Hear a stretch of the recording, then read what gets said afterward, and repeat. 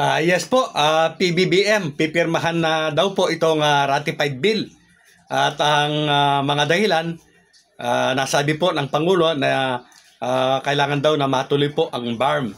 Yes po, dapat lang talaga na matuloy po ang BARM election dahil malaking tulong po yan sa peace process. Hindi po talaga dapat siya na maantala pa. Muli po sa mga hindi pa po nakapag-subscribe sa aking channel, kayo po ay aking malugod na inaanyayahan na mag-subscribe. Pakiclick po yung notification bell at all para palagi po kayong updated sa aking mga bagong videos. At sana po pakiusap, pakishare naman po ang video.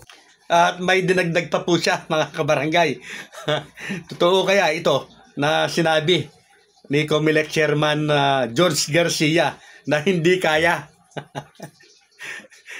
Ayan ka na naman, Comelec Chairman. Ano kaya ang totoo? Pag-usapan po natin. So yan nga po, follow up lang at karagdagan doon sa content po natin. Kanina na sinasabi nga po, ito nga pong latest na pipirmahan na po ng Pangulo, itong ratified bill po na ito na nagpo-postpone po ng halalan sa December 1, 2025. At itatakda po yung bagong batas kung ito'y magiging Republic Act na nga. Ang halalan po ay magaganap sa November 2, 2026. Yan nga po, masyadong naging napakasalimuot po ng usapin dito. Pabago-bago po yung sitwasyon. Sa isang araw lamang o sa isang kisap mata ay napakarami po ng mga pagbabago, mga kabarangay. So hanggang hindi po dumarating yung punto na ito ay pinirmahan ng Pangulo or naging lapse into law, or napunta na, napetisyon na, at na may hearing na sa Korte Suprema, ay hindi pa rin po natin alam ang mga susunod po talaga na mangyayari. Kagaya po ng lagi nating sinasabi, pirmahan man yan o hindi ng Pangulo, ay tiyak po na yan ay magiging ganap na batas sa ayaw po at sa gusto ng lahat. Dahil nga po kahit hindi po pipirmahan yan ng Pangulo, sa August 15 ay maaring mag-lapse into law na yan at matapos po ang kanyang publication na 10 or 15 days po. Matapos na malampasan na po yan, ay ganap na po na batas na yan. Republic Act na po yan, mga kabarangay. At kapag naging Republic Act na nga po yan, alam na po natin yung susunod na kabanata. Magpipetisyon na nga po ang grupo po ni Attorney Makalintal. At kapag sila po ay nakapagpetisyon na, siyempre pa ang huli o last touch ay nandyan na po sa Korte Suprema kung ano po ang kanyang magiging pasya, mga kabarangay. Sino ba ang kanyang kakatigan? Kakatigan ba niya itong petitioner para matuloy ang halalan sa December 1, 2025? O itong term setting bill na ito o enroll bill para maging ganap na batas na nga at ipatupad at ang halalan po ay magaganap sa November 2, 2026. Yan po, lalo na naman pong uminit itong usaping ito, mga kabarangay, at lalong humaba po yung ating mga hinihintay na mga susunod po na mga mangyayari. Bagamat hindi po natin alam kung kailan pipirmahan ito ng ating Pangulo, pero ang deadline po ay hanggang August 14. August 9 po tayo ngayon, August 9, 2025. At para maging 15, 14 ay meron pa po tayong 5 araw hanggang 6 na araw po para sa August 15 na mag-lapse into law na po ito. Pero sabi nga, pipirmahan po ito ng Pangulo at siyempre malamang baka yung nabanggit po ni Madam Claire na ang deadline ay hanggang August 14. At yes po, kapag pinirmahan po ito ng Pangulo sa August 14, ay meron po siyang 10 to 15 days para i-publication ito po o journal. Yun nga pong sinasabi nating ilalathala ito sa mga malalaking pahayagan sa buong Pilipinas, sa mga radio station at sa gazette po ng gobyerno bilang parang announcement po na yan po ay talagang magiging ganap na batas na. Ang mangyayari po ngayon, ayan na nga po, hintayin natin kung ano yung kahihinatnan nito po sa Supreme Court.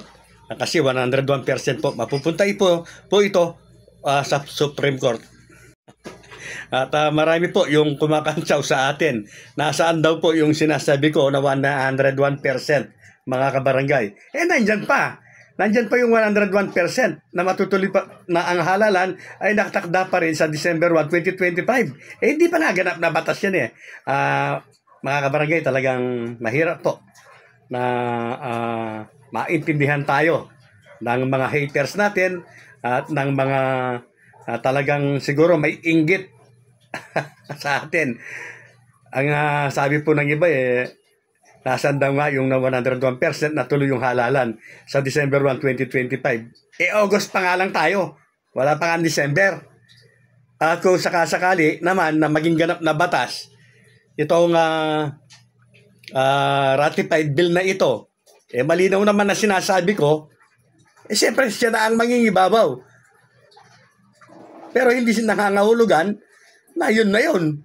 Kaya lang kapag yan ay naging ganap na batas na, siyempre yan na nga po ang nandyan, malapit na sa finish line. Nakaangat na siya. So, hindi ko naman po ginagawa ito para sa inyo Okay lang na magbatikos kayo. Okay lang kung ano po inyong sabihin. Basta ang mahalaga ay nagagawa ko yung para sa akin na tama at totoo. Bahala kayo kung kayo maiinis or magagalit. Kayo naman ang may kasalanan Pwede naman yung huwag panoorin yung mga video ko. Pero maraming salamat sa inyo kasi paulit-ulit na pinapanood niyo. At salamat kayo pa nga yung nauuna na nakakapanood. At karagdagan lamang po mga kabarangay. So yan po, lumabas na. Sa mismong bibig po ng ating Pangulo na ayon daw po sa COMELEC ay nahihirapan po sila. So isang dahilan po ng Pangulo yan siguro niya para ito ay kanyang pirmahan.